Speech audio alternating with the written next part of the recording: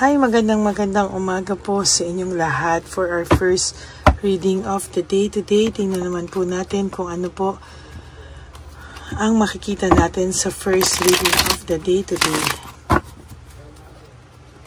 Kamusta po kayong lahat?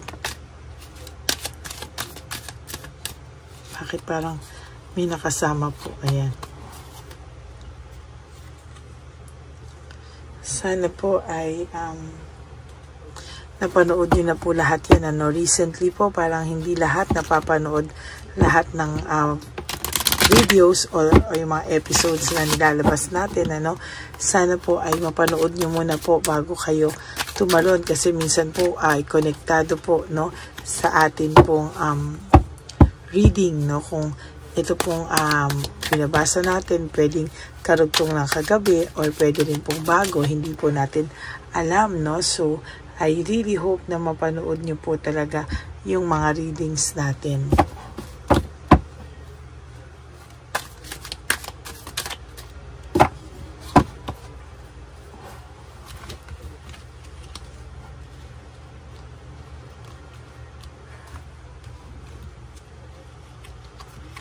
One, 2, 3, 4, 5, 6, 7, 8, 9, 10, 11, 12, 13, 14, 15, 16, 17, 18, 19, 20.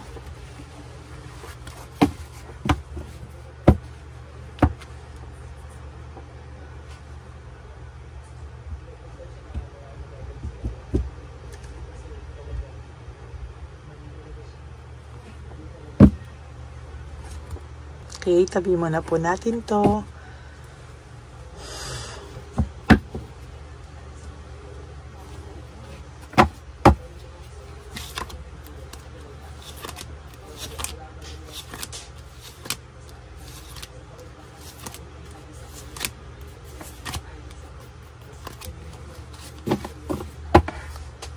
Sorry po.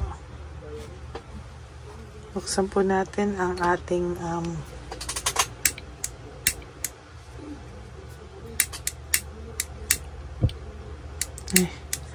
ayaw niya.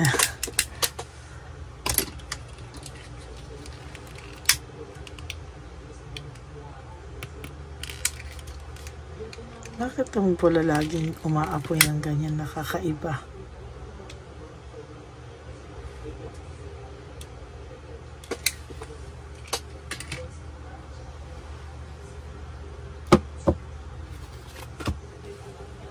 Judgment, So this is about loss and separation. Kahit po nawala ka na sa kanya, yung loss and separation niyo po talaga is may refusal to change. Meaning, alam niya na pong mali siya pero pilit niya pa rin pong nilalabanan. Pilit niya pa rin pong pilit niya pa rin pong iniiwas sa kanya isipan. Kasi natatakot po siya na talagang baka mamaya kung ano man po ang mangyari, hindi niya po kayanin na mawala ka po sa piling nito. Talagang sa nakikita ko po sa kanya ay gustuhin niya man po, pero hindi po to natitigil. Talagang sa nakikita ko po sa kanya, talagang mahihirapan at mahihirapan po siya sa mga susunod na panahon. Talaga ito pong taong to ay nakakaramdam ng matinding pagkabagabag, Ayan,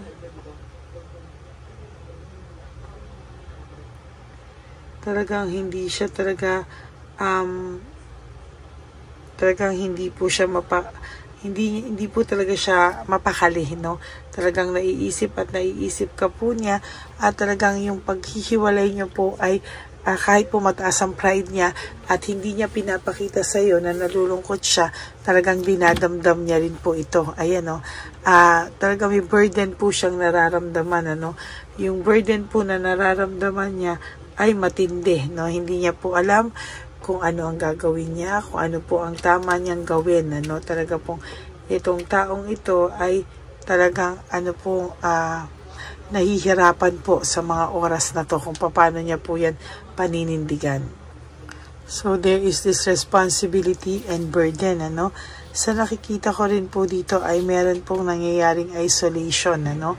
Talagang sa nakikita ko po ay ina-isolate po talaga ng person nyo yung sarili niya, no? Ayaw niya pong makakausap muna ng mga tao, no? For some reason, talagang ito pong taong to ay minsan napapagod din po siyang mag-pretend, ano? Minsan napapagod din siyang mag-pretend at minsan po ay hindi niya po alam kung paano po yung kanyang gagawin sa totoo lang.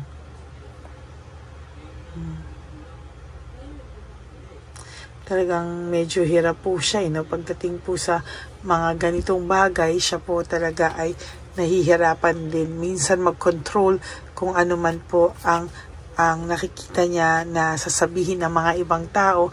Minsan napapangunahan din po niya, no?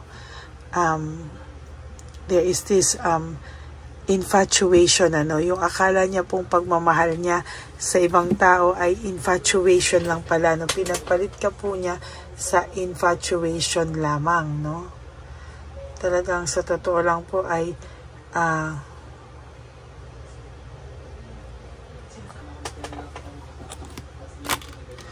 there is this heartbreak, suffering, and grief, no? Sa nakikita ko po dito ay talagang meron po ako nakikitang heartbreak, no? Talagang sa nakikita ko po dito ay nagkakapalit na po kayo, no? Kung dati siya po ang nasasaktan, ikaw po ang nasasaktan. Ngayon, kahit papano po nasasaktan na rin po ang taong ito. Hindi niya lang po pinapahalata dahil meron po siyang iniingatan na pride, no? Pero there will come a time kakainin din po niya yung pride na yan, ano? So whether you like it or not, ayun, no? Whether you like it or not po, kakainin at kakainin niya rin po yung pride niya. Talagang nasasaktan na rin po siya. Hindi naman po to sobrang bato, no? Hindi naman po siya batong-bato. May nararamdaman din naman po siya. Hindi lang po siya makapag-desisyon, no? Feeling niya po, naiipit siya sa talagang, may ipit po siya sa mga tao na niyabangan niya, yung mga taong pinagsabihan niya, dun po sa mga taong siniraan kanya, no? At sa nakikita ko po, yun po talaga yung mahihirapan po siya. And sa nakikita ko po, hindi po talaga yan, hindi po talaga siya hindi po talaga siya matatahimik, ano, kasi nahihiya po ito talaga sa totoo lang sa mga taong pinagsisiraan kanya, no?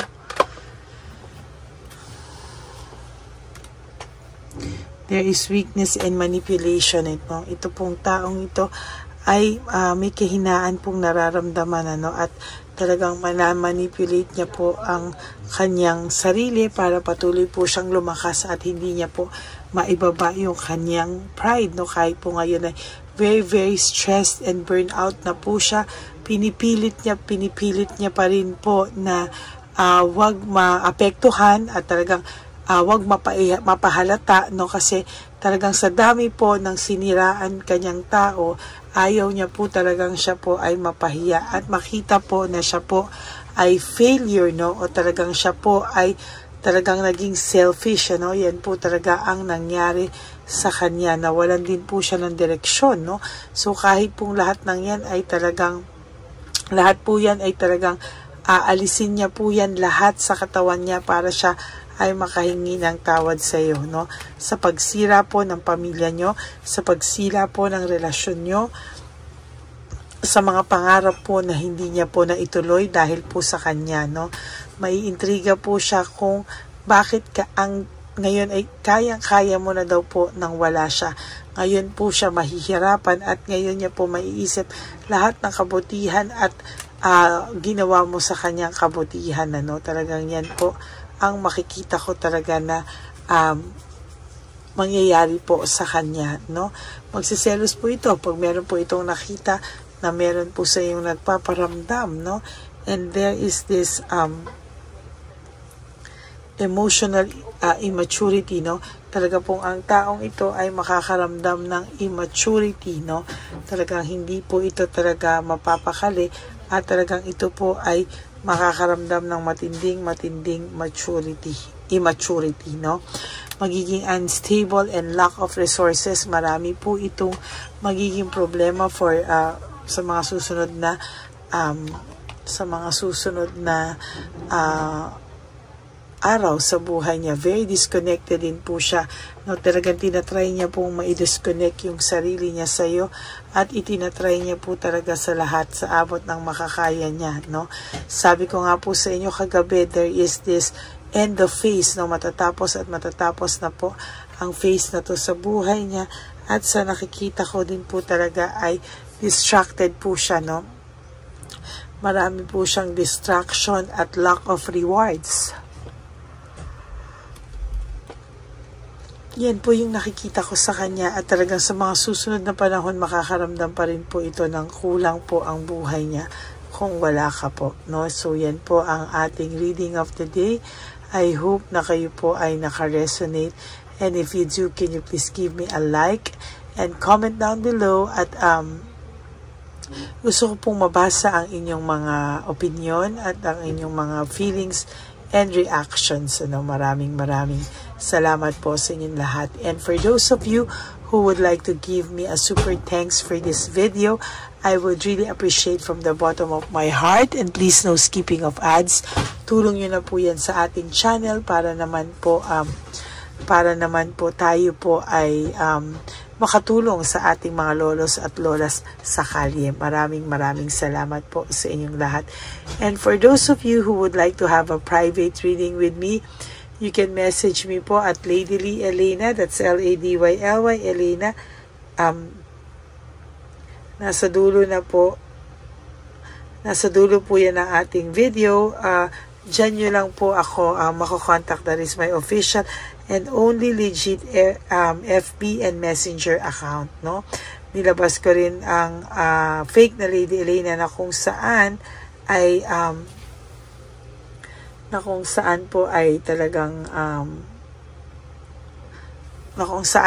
talagang nang-i-scam siya ng tao, no?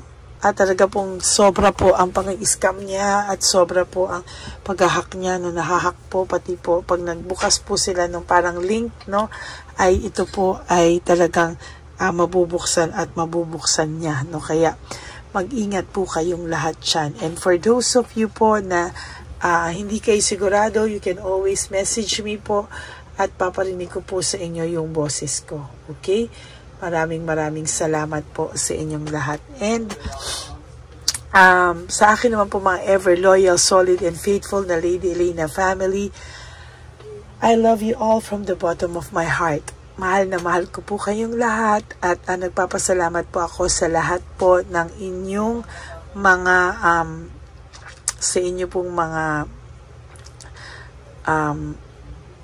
pagmamahal, no? Yung mga I love you nyo po, nababasa ko yan at talagang natutuwa po ako at nagpapasalamat ako kasi ramdam na ramdam ko po yung sincerity nyo po. Kaya maraming salamat po. At ang tanging payo ko lang po sa inyo talaga palagi is just to live one day at a time. You do 3 things that will make you happy for the day. Prioritize yourself, make yourself busy, no? Talaga pong iba po pag bumawi tayo sa ating mga sarili. Kaya dapat po maging grateful tayo at tayo ay may chance pa, tayo ay healthy pa, ginising tayo, may buhay pa po tayo. Kaya tayo po ay dapat na magpasalamat and be grateful at babawi tayo sa ating mga sarili na tinolerate natin ng ibang taong saktan tayo, no? And you always have to love yourself because self-love is still the best love of all. At yan po talaga ang nakikita ko na talagang dapat nyong gawin, mahalin ang inyong mga sarili. And also, you have to realize that life is so short. Don't make it shorter by stressing yourself from all the pains and heartaches na binigay sa inyo ng kahapon. Just surrender everything to the divine universe and just let go and let God write your life and love story. I will be back for another set of reading. Wag po kayong mawawala. Ako po ay magbabalik para sa ating second reading of the day. For the meantime po ay panoorin niyo po lahat muna, no? Ang dami pa pong naiwan ng mga readings na hindi niyo pa po napapanood for the past few days. Sana po ay mapanood niyo muna po yan bago po kayo tumalon sa pinaka-latest na reading. Okay? Kaya maraming salamat po sa inyong lahat. At ako po talaga ay nagpapasalamat sa lahat ng suporta nyo. And thank you so much. Maraming salamat po from the bottom of my heart. At ganun din po, thank you po sa lahat sa inyo. At talagang patuloy po ang suporta na binibigay niyo sa akin. Sobra po akong natatouch at nagpapasalamat sa inyong lahat. And may God bless you all. Magkita-kita po tayo ulit for our second reading of the day. Bye! Okay, update po, may nagpanggap pong subscriber natin na siya po ay magpapahula sa fake na Lady Elena, kaya ayan, hinihingan po siya ng $80 at ang cell po niya ay nabigay at nakuha. Ang pangalan niya po sa cell ay Julian Albert, no? Siya po ay may cell account din, kaya mag-iingat po kayo. Ayan po, no, kung sino man po yung scammer na Julian Albert na yan, no, iinsensuhan po natin yan para siya po ay makonsensya. Kung wala man po siyang konsensya, at least po bumalik sa kanya lahat po ng kanyang ginagawa, at maling-mali po yan, ano. Basahin niyo po lahat yan, makikita niyo po, ayan po ang cell number niya at Julian Albert na yan, ano, para po talagang ma-report din po natin yan na siya ay gumagamit ng cell account na Julian Albert. Mag-ingat po kayo. Ayan po yung number niya. Ayan po yung pangalan niya. Huwag po kayong magpauto. Nakita nyo naman po, no, napakalayo po ng pangalan ko sa pangalan ng pinagsisendan nyo po ng account o ng pera.